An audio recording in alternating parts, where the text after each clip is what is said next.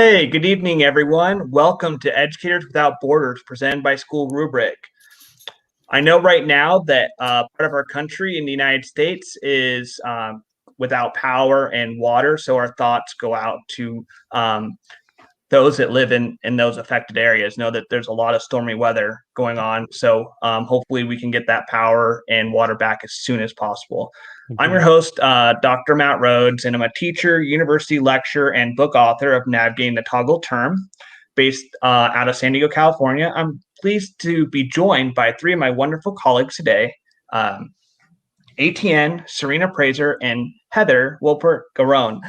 About a month ago, Etienne, Serena, myself were joined by Matt Jones, where we had a great discussion about getting started on that book that you have in yourselves. So make sure that you check out that episode back in January on the School Rubric YouTube channel if you haven't seen it yet. Today, we're diving deeper into the book writing process, really thinking about laying the groundwork for your book, finding good information to inform your book, and creating an outline that will set you up for success. Etienne, Serena, and Heather are all successful authors and writers in their own right. And I'd love for each of them to share a bit about their work and more specifically, some more of the books that you published. So let's start with Etienne. Go ahead. Thanks, Matt. Thanks. My name is Etienne, and I have a book called Rock Your Class, which is pretty self-explanatory. It is about all of us being the teacher rock stars that we are in the classroom and us doing engaging type activities with our students so that our students can become the maximum student rock stars that they can possibly be. Thank you, Etienne. Let's go with Serena now. Hi, I'm Serena Pariser. I am the best-selling author of Real Talk About Classroom Management and Real Talk About Time Management, both books specifically for teachers and educators, so it's really exciting. Thank you, Serena. Now we have Heather joining our panel for the first time. Hello. Go ahead, Heather. Hi. Yeah, I'm really happy to be here. Yeah, my most recent book is Just Ask Us.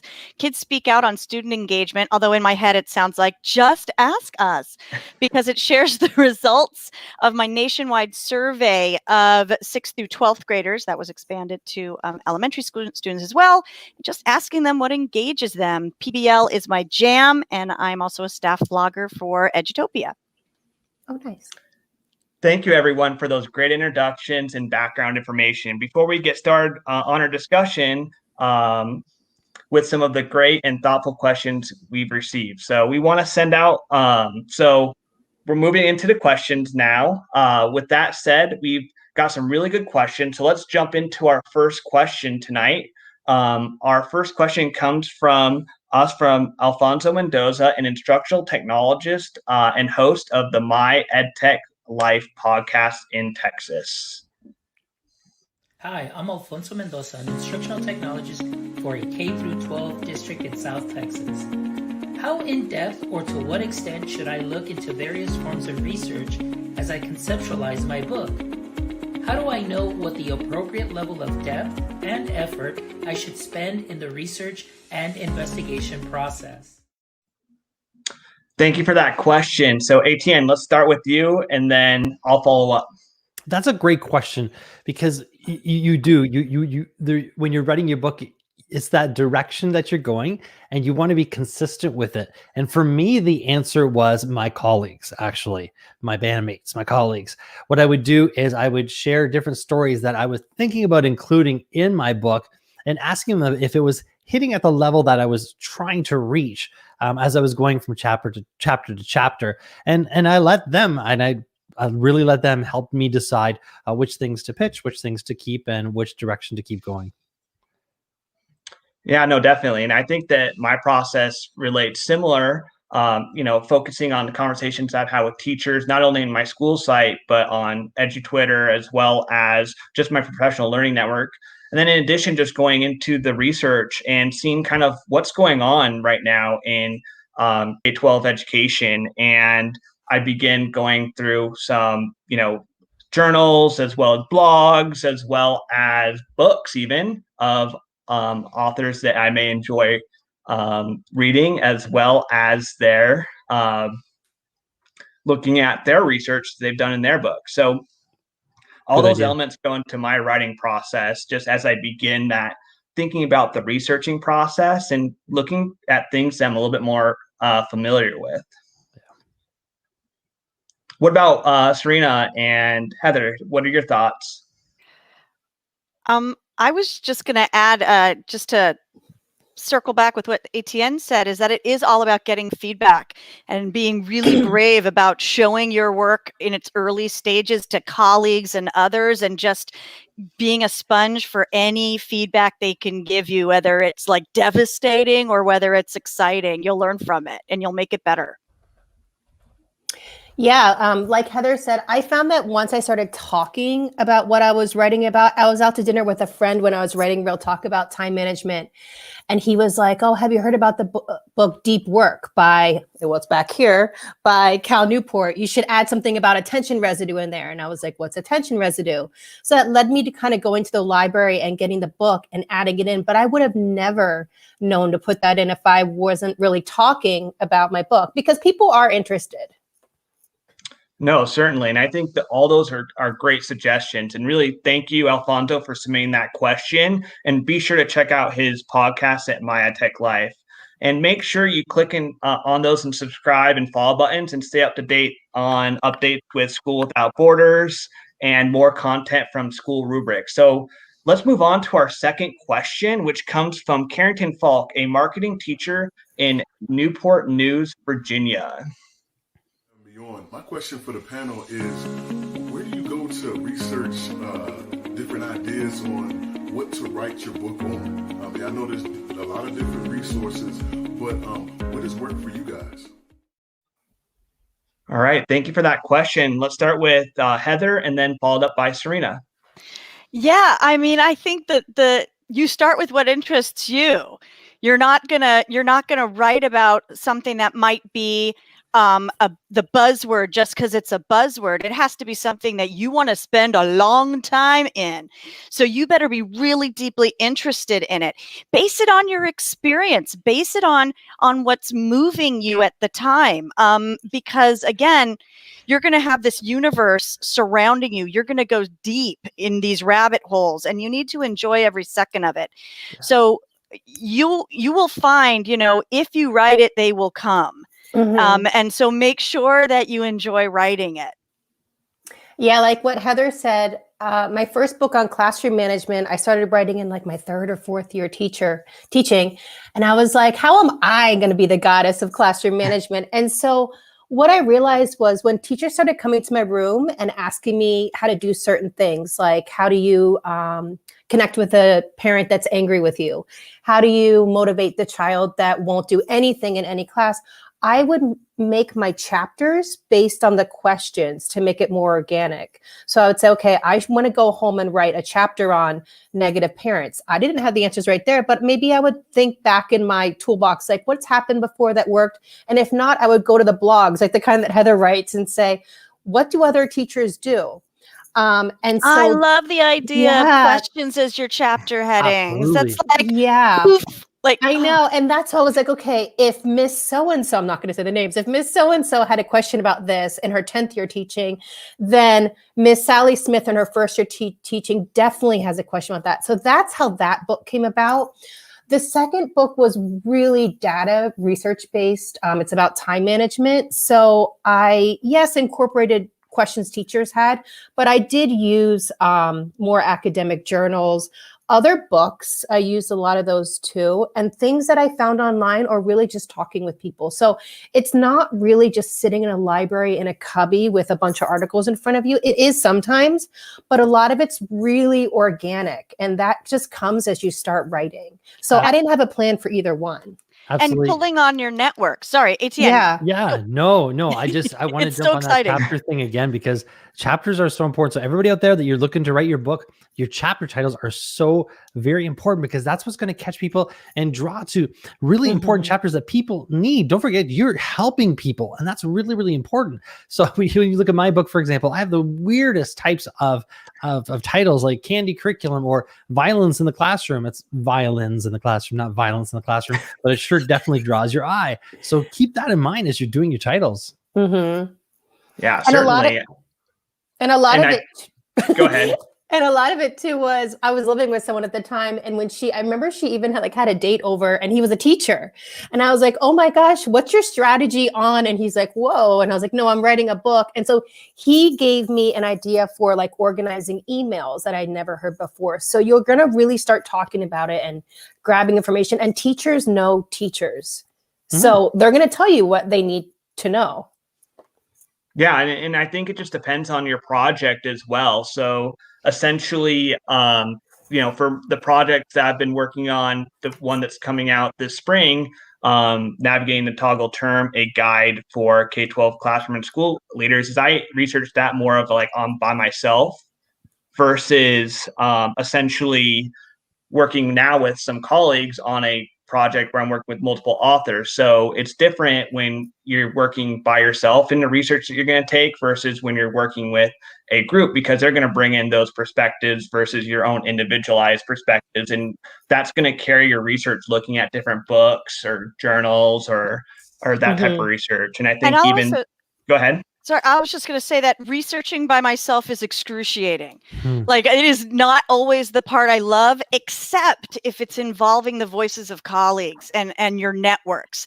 That's when it becomes a little more joyous, at least to me.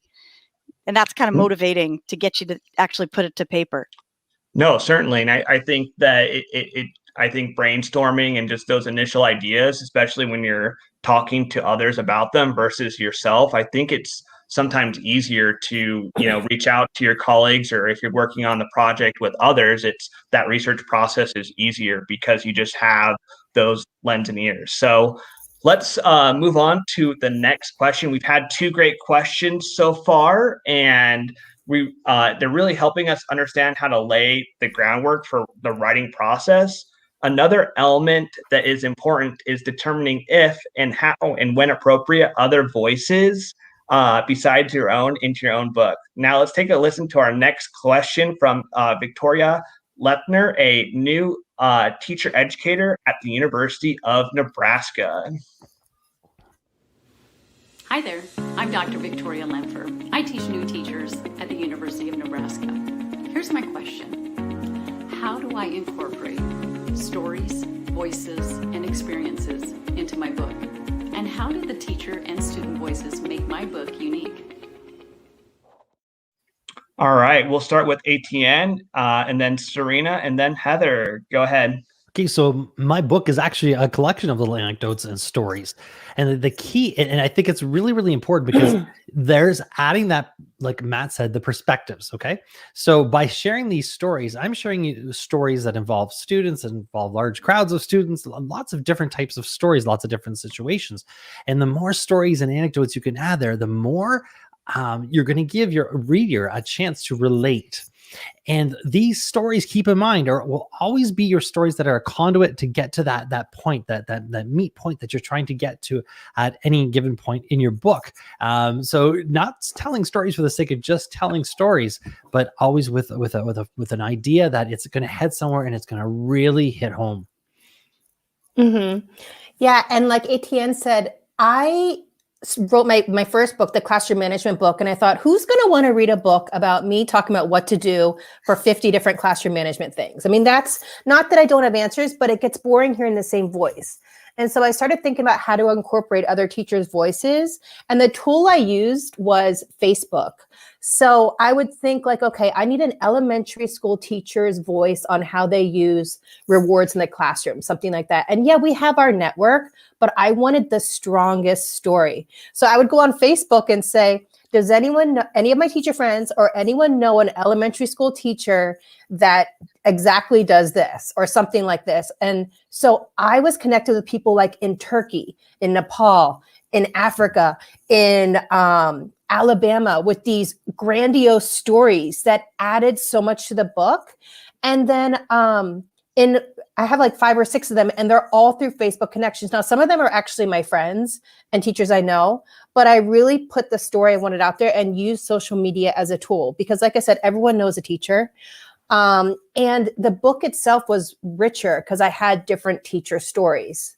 The other thing I did, like ATN did, is we have these crazy stories from the classroom that I can't believe Johnny did this or Sarah did this, and they're kind of in our bank. I use those stories, and it just says like teacher said this, student said this, and it's like a little 5-line comic relief, I guess, to break up the sections of my book, because my book is a little bit humorous as well. And that really added in the student voices too, because teachers want to hear students. So along those lines, my book, Just Ask Us, really was all about honoring those student voices and letting teachers know that the kids actually know what engages them. I guess I went into the writing with a bigger, like a macro picture of what I want, how I wanted to incorporate multiple voices here. So for one, throughout my book, there are these little kind of thought bubbles that share quotes from the actual survey. So you've got the actual voices and the writing of the students that responded. Throughout the book. But also I was thinking, but we also need windows into different classrooms at different levels in middle school and high school. And so we've got like QR codes to videos and things like that, so that you aren't just reading the text of that teacher describing the lesson, but you're actually seeing them in action. And that brings in the physical voice as well as the written voice. And that's kind of how you broaden and learn.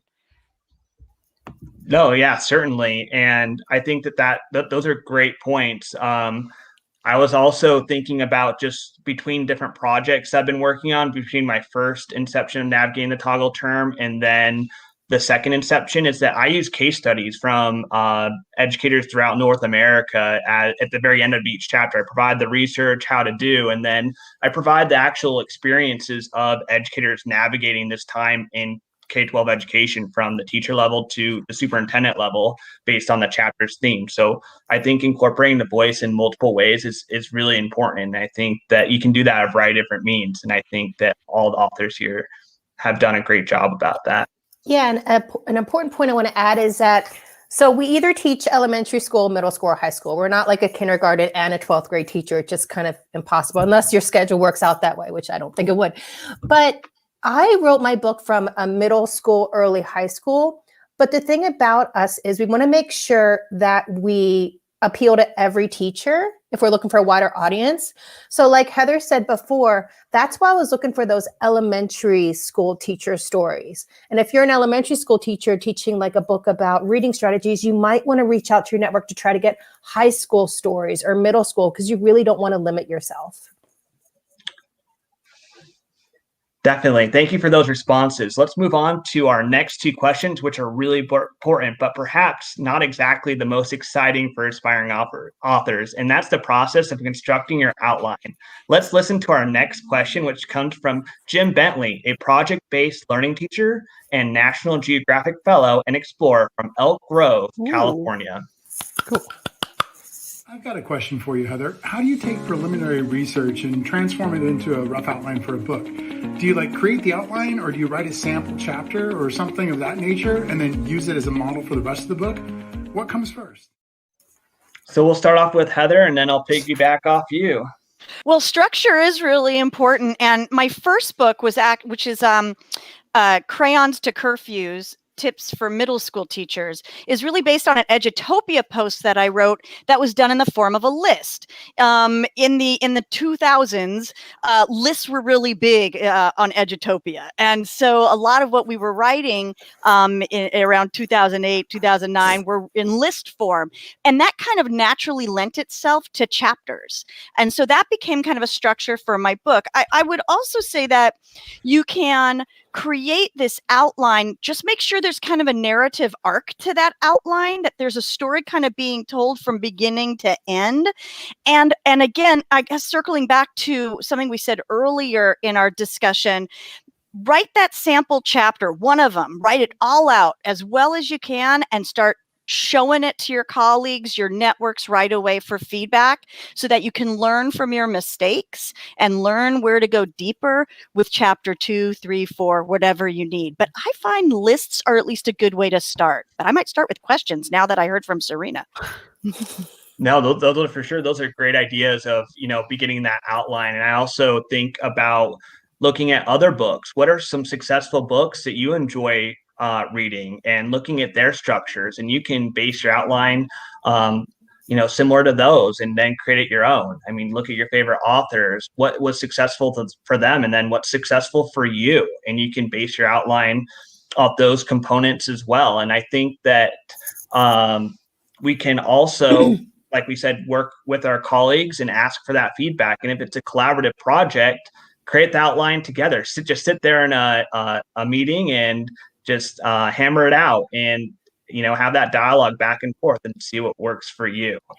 I don't know. I feel like I wasn't that brave in the beginning. I had my book like 10, I had the outline with the questions, and then I had some chapters written, and I showed it to someone that wasn't a teacher, and he was like, your spelling is so, and it really just set me back so much confident wise that I put the book down for like 6 months after that. Now, this is my best-selling book. So by the time it was finished, it turned into this really great project. But I guess I wasn't as brave as the two of you were to show a colleague, because that would have set me back. I had to more have belief in myself, and then I showed people I didn't know, because that was easier to me. And then I got more positive feedback. So. Etienne, do you have any thoughts? Yeah, just tailing off of what Heather said, blogging, absolute blogging. So if you're looking for a way to really hammer home what your writing voice is going to be, and the whole idea of breaking up chapters and what it might look like, blogging, that was what was recommended to me. I had never blogged before, but that's how I started, and it made it really easy. So. Yeah, definitely. And I think just that blogging gets you in the writing mood. It helps like your capacity as writer. The more that you write, it's like anything in life, you're practicing and you get better at it. So thank you guys for that. Let's move on to our final question tonight. And it comes from us from up north in Canada, Mark Raby, an elementary school teacher in Ontario. Let's take a look at Mark's question. Hi, my name is Mark Raby. I'm a teacher from Ontario, Canada, and I have a question for the panel. I'm curious, when outlining the book, what did you take into consideration when organizing the outline? Did you organize it by a topic or a research or a theme? I was just wondering how you went about doing that. Thanks. All right. Thank you for that question, Etienne, and then Serena, you can piggyback off him. Oh, I'm just smiling because I am a ADHD wing it kind of guy. I wing it in front of the classroom. I just the students will walk in and I'll go, what were we doing yesterday? And then they'll say it and I'll go, all right, well today this is what we're doing right there. Okay. Yeah. And so but now I'm writing a book, so I need to be organized, and you're asking me to be organized. Are you kidding me? So I'll tell you a tip that I did, and it worked really well, is I went with the alphabet. All right. So I made every chapter start with a letter, and I love challenges. So I thought, you know what, now I got to make sure that every chapter title starts with each letter and make that work. And so I found it really, really fun. And so I was able to find the stories that fit. So I started with my chapters, and in some cases I had the titles already done, and I had yet to know what I was exactly going to put in there. But that kept me structured and made it a lot more enjoyable, actually, as I was going through the entire process. I love challenging myself, and having the structure allowed me to still be creative and then create the book that I wanted to create. So. Wow, mine was so different. For both books, they talk about best practices. So classroom management best practices and time management best practices for teachers. And so I wrote the practices out, and then I clumped it into 5 sections. So then what do we do for our mindset? What do we do at home? What do we do at school? What do we do after school? And then what about time on weekends and something like that? And then for classroom management, it would be first days of school, parents, things like that. And so I thought, what are the themes in the chapters? And then I condensed it that way. And then I broke up each of those 5 sections with those silly student stories. So not the alphabet. That's really interesting. I don't think I'd be able to finish that challenge. You know what's really interesting though, Serena? Yeah. Is talk about backwards design. What ended up happening was, when my book was done with the 26 chapters, because I'm pretty sure that's how many alphabets there are, letters in the alphabet there, is at the end of it, I actually had my book chunked in thirds, where I had Rock Your Classroom Management, rock your student engagement, and rock your teacher toolbox. And I had equal a number of chapters for each. And I had no idea until we had to make the online PD courses out of the actual book. So it's really, really neat. It's what I'm trying to encourage all you newer authors out there is structure of some sort will beget not just creativity, but more opportunities, and it'll open doors that you never expected. Mm-hmm. It won't trap you is what I'm saying. Don't be afraid of structure. Yeah, I would say worry more about or focus on getting your message across and then organize it. You know what I mean? So it's kind of like when you plan for a school year, you don't really focus a lot on the classroom in the beginning. You kind of focus on the curriculum, and then you organize the classroom as you go on for how you need to teach that unit. The Just Ask Us book was unique in that it wasn't grouped by topics or units like my PBL books, things like that. I had to have the research come in first. I had to have all those responses come in from all over the country from these students. And then I could see their responses, and I could see that there were trends in these responses that became the chapters. Like, all these students mentioned this strategy. All these students mentioned using visuals and technology. These students mentioned, let us talk and collaborate. All these students mentioned this, that, and the other thing. And those became the chapters of that book. So in a way, I was chomping at the bit for organization, but I had to wait for that level of research to be done for it to speak to me that way. And that helped to guide me. Yeah, and I think it depends on how you are as a writer and just the entire writing process. I mean, over time, your parts of your book can come together and you create different sections, or it comes together at the beginning. I mean, I think that it just really depends on your style and just the way that the research comes in and just the way that you're writing your book. And it certainly, it just, I think for a lot of us, it's organic, and maybe after some feedback, you develop those sections in the order of the book. So let's move on. So I know that it's all the time that we have tonight for our episode, but I wanted to have the opportunity to turn it back to the panel for their final thoughts for our viewers about this process of writing the book. So let's start with Heather, Serena, Etienne, and then I'll finish this off. Okay, so I'm going to start with a big picture. Get started. Just start typing. And then I'm going to leave you with a tip, because this tip, my dad was a screenwriter, and this was a tip that he gave me as from one writer to another, which is this: go to bed not depleted of ideas, but with one nugget that's just dying to still get out, because you avoid writer's block the next day. You know where you're going to leap from the minute you wake up. And that will help with some of your momentum. And that kind of kept me going as well. So hat tip to Dad. Yeah, thanks, Heather. And I would just say, think of it like bungee jumping. You're going to hop out to the edge. You just got to go and get started, like Heather said. And so the things that will, that could hinder your progress would be analysis paralysis, thinking about the whole book before you get started. It's going to come together. Lacking confidence, having people tell you can't finish, or just overthinking it, and perfectionism. Just bungee jump into it, start typing. You will finish. And mine, look me in the eyes. I'm going to tell you right now. The key is what actually Serena said today, which is questions. All of us want you to go ahead and do it and go for it. But the key to your success will be asking questions. This panel has #1 best-selling authors. You can ask any of us any questions that you want. Do not be afraid to ask questions. That is the key. That's all I'm going to say. Yeah, certainly. I think asking questions, asking for feedback, and then just building those writing routines. I mean, you just chop at it a little bit every single day. And at the end of the day, it's going to get done. And it will take effort, but it's a process, and just enjoy it. Enjoy the journey, and you're going to get done. And I just wanted to thank everyone tonight. We appreciate all of our viewers that turned in tonight and who has written us and is thinking about writing a book or the process of writing a book. We know that everyone has some wonderful ideas to share, and we hope that some of the information that we've shared today will be helpful and motivating to you as you begin the writing process, or if you're already in the writing process.